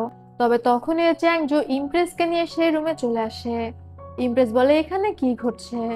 লাঞ্জি কিছু বলতে যাচ্ছিল, তবে চ্যাংজু তাকে আটকে দিয়ে বলে, কনসোর্ট হুয়ান আপনাকে হত্যা করার জন্য এসেছে। কিছুদিন আগেই তো সে আপনাকে মারার একটা চেষ্টা করেছিল। হুয়ান তখন হাসতে হাসতে লাঞ্জির দিকে তাকিয়ে বলে, চ্যাংজুর আসল রূপ দেখে নাও, তুমিও আমার পরিণতি দেখে রাখো, তোমারও শেষমেশ এই পরিণতিই হবে। তবে হুয়ান তো অনেক জেদি ছিল, সে নিজেকেই মেরে ফেলতে চাচ্ছিল। তবে সুনো কিং তাকে অজ্ঞান করে ফেলে এবং ইমপ্রেসকে বলে, আমি সবসময় আপনার জন্য কাজ করতে চাই। ইমপ্রেস তখন বলে, সুনো কিং যদি আমার জন্য কাজ করতে চান, তাহলে অবশ্যই আমি আপনাকে আমার কমান্ডের আওতায় নিয়ে আসবো। এটা বলে সে সুনো কিংকে নিয়ে সেখান থেকে চলে যায়। এরপরে দেখা যায় একজন মেয়েট দৌড়াতে দৌড়াতে বলছে, কনসোর্ট হুয়ান কারাগারে নিজেই নিজেকে মেরে ফেলেছে। লাঞ্জি এটা শুনে দৌড়ে আসে চ্যাংচুর কাছে এবং বলে, তুমি হুয়ানকে কেন মারলে? এমন তো প্ল্যান ছিল না যে হুয়ানকে মেরে ফেলবে। চ্যাংজু তখন বলে, সে তার কৃতকর্মের শাস্তি পেয়েছে। আর তাছাড়া তোমাকে তো আগেই বলেছি স্ট্রং হও, এত দুর্বল হৃদয়ের মানুষরা প্যালেসে টিকতে পারে না। লাঞ্জি তখন বলে, তুমি সত্যি করে বলো তুমি আসলে কি করতে চাচ্ছ, আমি কি আদৌ তোমাকে বিশ্বাস করতে পারি? চ্যাংজু তখন উঠে লাঞ্জির কাছে আসে আর তাকে জড়িয়ে ধরে, আর তারপর বলে, দুনিয়ার সবকিছু একদিকে আর তুমি একদিকে। আমি তো আগেই বলেছি আমাদের মধ্যে কোনো শত্রুতা নেই, আর আমরা একে অপরকে কখনোই ভুল বুঝবো না। লাঞ্জি তখন আর কিছু বলতে পারে না। পরবর্তী সিনে দেখা যায় ইউনুস ইমপ্রেসকে জানায় যথেষ্ট পরিমাণ ডার্ক ভাইপার পয়জন তৈরি করা হয়েছে, এখন সে স্পিরিট ক্লানের ওই ছেলেকে কি করবে। ইমপ্রেস তখন বলে, ওকে মেরে ফেলো। সাথে যেসব সৈন্যরা এই পয়জন বানানোর কাজ করতো, ইমপ্রেস সবাইকে মেরে ফেলার হুকুম দেয়। এরপরে দেখা যায় লাঞ্জি যখন তার প্যালেসে বসেছিল, তার কাছে আসে ইয়ান।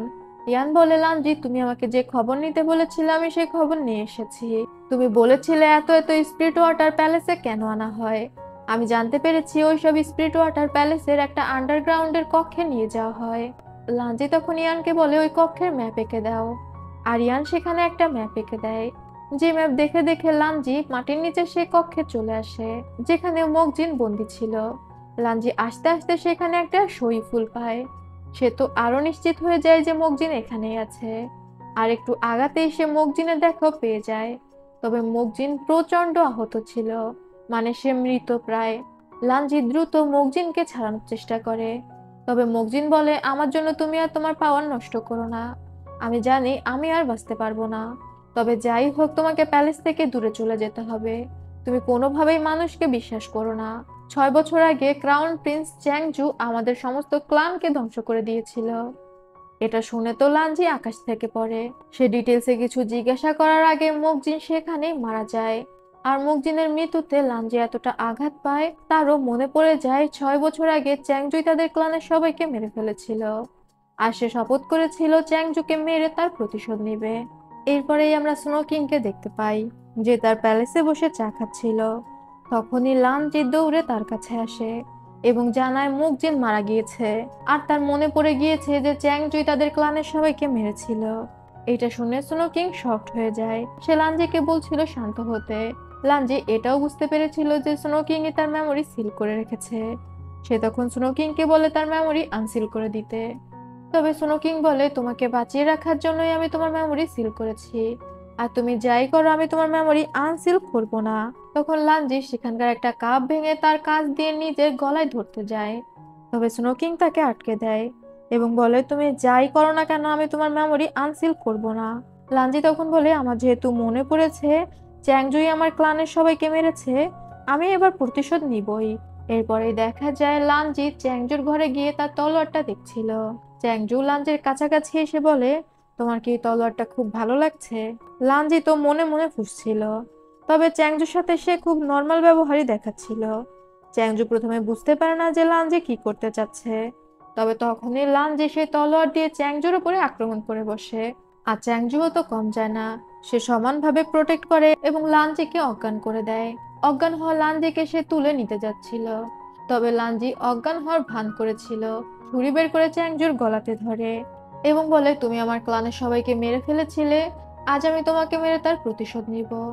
চ্যাংজু তখন বলে, তুমি বিশ্বাস করো আমি তোমার ক্লানের একজন মানুষকেও মারিনি। সেদিন আমাকে হুকুম দেওয়া হয়েছিল স্পিরিট ক্লানকে ধ্বংস করে ফেলার জন্য। আর আমি নিজেও অনেক রেগেছিলাম যে তুমি আমার মাকে মেরে ফেলেছো। তাই আমি গিয়েছিলাম স্পিরিট ক্লানে যুদ্ধ করতে। তবে আমি তোমাদের একটা মেম্বারকেও মারিনি।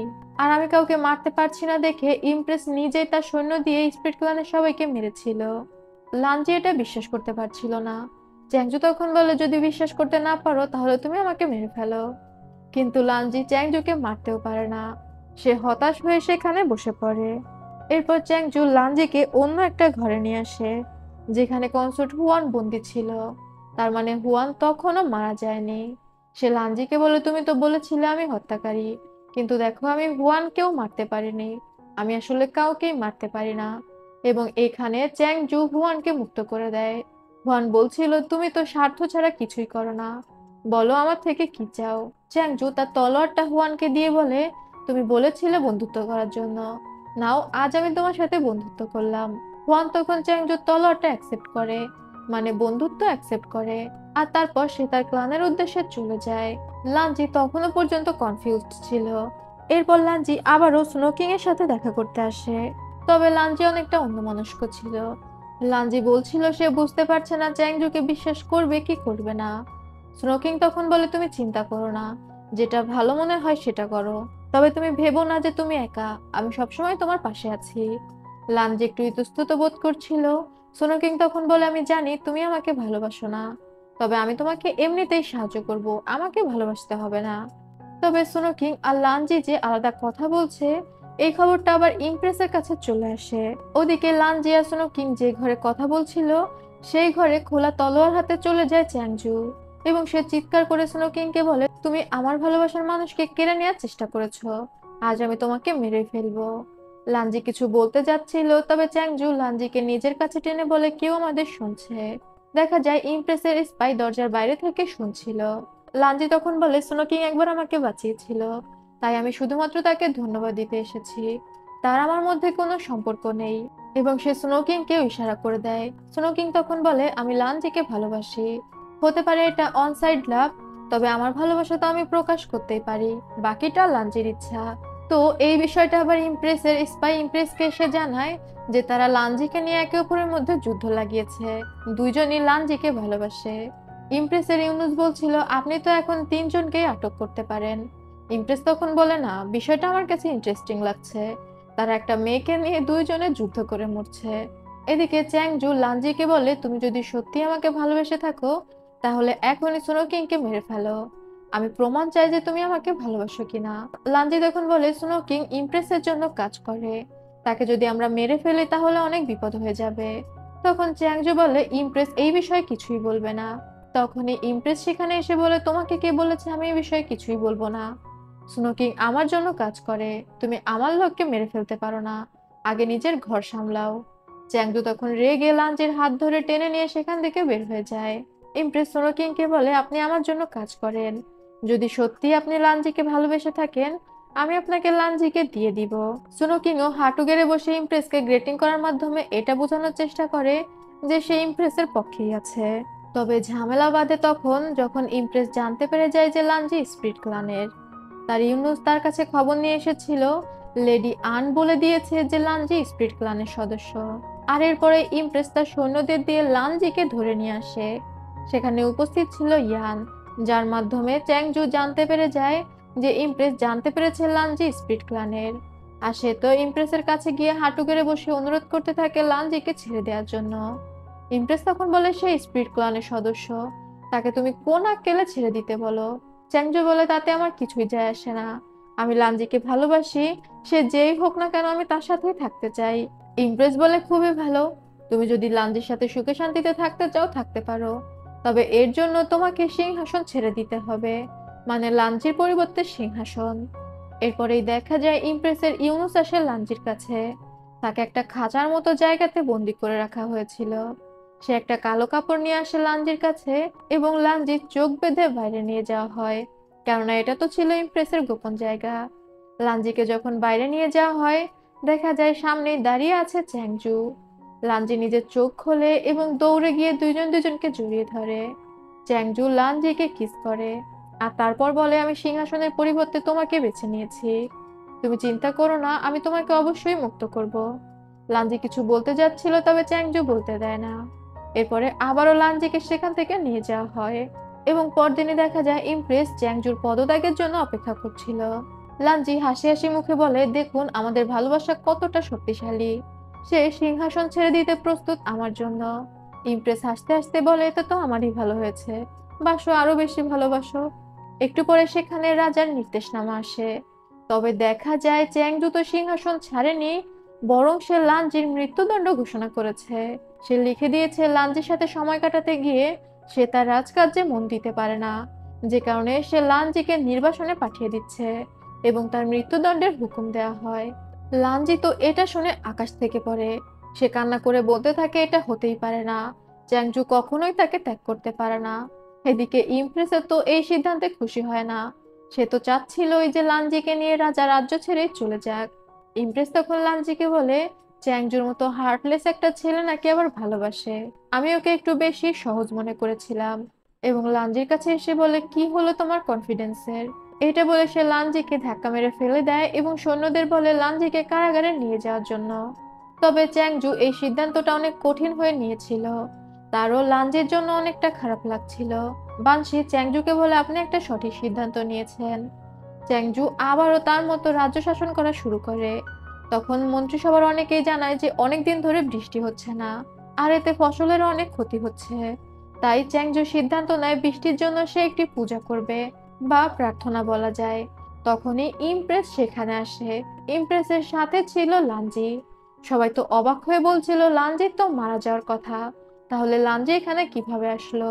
চ্যাংজু নিজেও লাঞ্জিকে দেখে অনেকটা অপ্রস্তুত হয়ে গিয়েছিল। ইমপ্রেস বলে, প্রার্থনায় লাঞ্জি তোমার সাথে থাকবে, দুজনে একসাথে প্রার্থনা করলে বৃষ্টি হয়তো খুব দ্রুতই আসবে। চ্যাংজু আর কোনো কথা বলে না। লাঞ্জি যখন সেখান থেকে ফিরে যাচ্ছিল তখন আমরা পাস্টের একটা সিন থেকে দেখতে পাই লাঞ্জি ইমপ্রেসকে বলছে তাকে ছেড়ে দেওয়ার জন্য, মানে ক্ষমা চাচ্ছিল। ইমপ্রেস তখন বলে, আমি তোমাকে আমার অফিসার বা জেনারেল বানাতে পারি যদি তুমি চ্যাংজুকে মেরে ফেলো। লাঞ্জি হাসতে হাসতে বলে, ও আমার সাথে বেইমানি করেছে, ওকে মারলে আমারও ভালো লাগবে। ইমপ্রেস লাঞ্জির হাতে একটা ছুরি তুলে দেয়।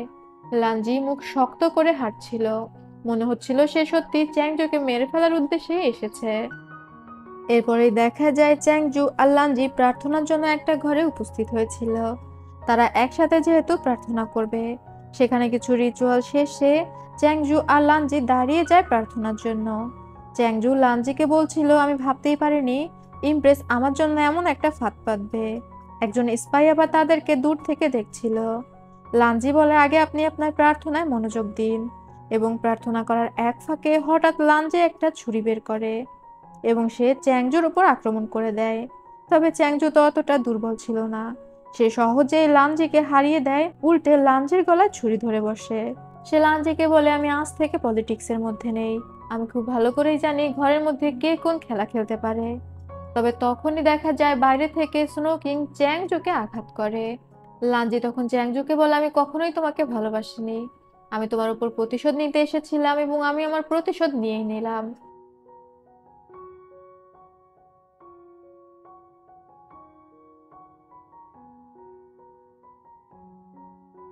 ইমপ্রেসের স্পাই দৌড়ে গিয়ে খবর দেয় যে চ্যাংজুকে মেরে ফেলা হয়েছে। তখন অন্যান্য সৈন্যরা দৌড়ে যায় চ্যাংজুর বডি দেখার জন্য। লানজি সেই ঘর থেকে বের হয়ে আসে। ইমপ্রেস তখন লানজিকে একটি আদেশপত্র দেয়, যেখানে লেখা হয়েছিল যে লানজিকে সে তার ফিমেল জেনারেল বানিয়েছে এবং লানজিকে অনেক বড় পদ দেয়া হয়। তবে যাওয়ার সময় ইমপ্রেস তার ইউনুসকে বলে, এই লানজিকে দ্রুত মেরে ফেলার প্ল্যান করো। তবে তখনই লানজি বলে, আপনি হয়তো ভুল করছেন।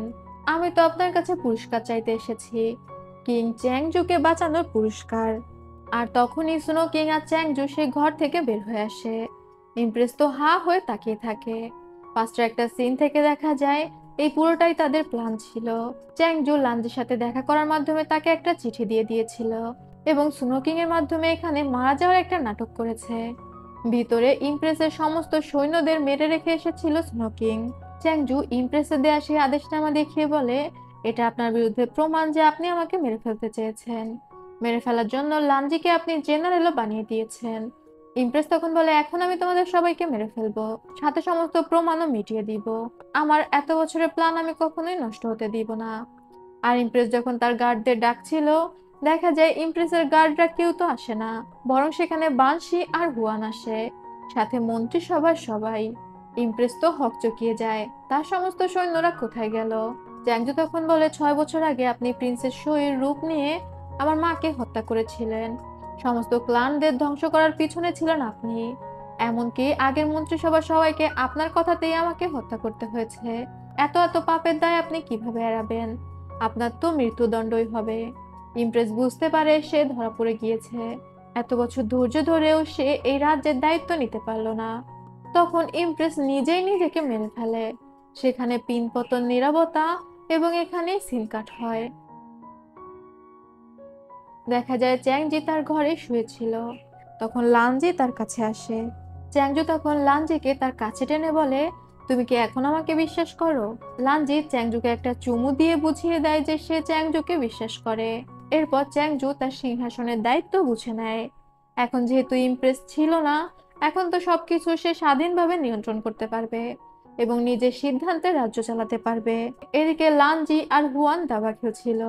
লানজি হুয়ানকে হারিয়ে দেয় আর তারপর বলে, তুমি যুদ্ধক্ষেত্রের কুইন হতে পারো, কিন্তু আমি প্যালেসের কুইন। বুদ্ধিতে তুমি আমার সাথে পারবে না। হুয়ান হেসে দিয়ে বলে, ঠিকই বলেছ, আমি হেরে গিয়েছি। তখন সেখানে চ্যাংজু আসে। হুয়ান চ্যাংজুকে তার তলোয়ারটা ফিরিয়ে দেয়। তবে লানজিকে বলে, তুমি স্প্রিট ক্লানের প্রিন্সেস, তোমার উচিত ক্লানের যেসব সদস্য বেঁচে আছে সবাইকে একত্রিত করে আবারও ক্লানের প্রতিস্থাপন করা। তবে চ্যাংজু লানজিকে তার কাছে টেনে বলে, সে আমার কনসোর্ট, তাকে আমি কোথাও যেতে দিব না। হুয়ান তখন বলে, তোমাদের ন্যাকামি তোমরাই দেখো। এটা বলে সে মুখ ঝামটা মেরে সেখান থেকে বের হয়ে যায়। এরপরে দেখা যায় লানজি যখন স্নোকিং এর সাথে কথা বলছিল, সে অনেকটা অন্যমনস্ক ছিল। স্নোকিং তখন বলে, প্যালেসের সমস্ত ঝামেলা তো মিটে গিয়েছে, এখন কি তুমি আবারও স্প্রিট ক্লানকে প্রতিস্থাপন করতে চাইবে না? লানজি বুঝতে পারছিল না সে কি করবে, সে কনফিউজড হয়ে গিয়েছিল। স্নোকিং বলে, যদি তোমার কখনো মনে হয় তুমি প্যালেস থেকে বের হবে, শুধু আমাকে বলো। তখনই চ্যাংজু সেখানে এসে বলে, আপনার সাহস তো কম না, আপনি আমার কনসোর্টকে নিয়ে যাওয়ার কথা বলছেন। বরং আপনি আপনার রাজ্যে ফিরে যান, আমি আপনার জন্য একটা অনুষ্ঠানের আয়োজন করছি। স্নোকিং আর কোনো কথা না বলে সেখান থেকে বের হয়ে যায়। লানজি চ্যাংজুকে বলে সে আসলে কনফিউজড, তার কি স্পিরিট ক্লানকে আবারও প্রতিস্থাপন করা উচিত কিনা। সে যেহেতু প্রিন্সেস, সে তো তার দায় এড়াতে পারে না। চ্যাংজু তখন বলে, তুমি আমাকে কথা দাও তুমি আমাকে ছেড়ে কোথাও যাবে না। লানজি একটু ইতস্তত করছিল তবে চ্যাংজুর পাগলামির জন্য সে কথা দেয় সে চ্যাংজুর সাথেই থাকবে। এরপর চ্যাংজু লাঞ্জির হাত ধরে বাইরে নিয়ে আসে এবং সে লাঞ্জিকে অনেক বড় সারপ্রাইজ দেয়। আকাশে প্রচুর বাজি ফুটছিল। এখানে চ্যাংজু লাঞ্জিকে প্রপোজ করে তার ইমপ্রেস হওয়ার জন্য, আর লাঞ্জিও তখন রাজি হয়ে যায়। আর এই সুখের মুহূর্তের মাধ্যমে এই সম্পূর্ণ ড্রামাটা শেষ হয়ে যায়। তো বন্ধুরা, কেমন লাগলো এই ড্রামাটি অবশ্যই কমেন্ট করে জানাতে ভুলবে না। আজ তবে যাচ্ছি, আল্লাহ হাফেজ।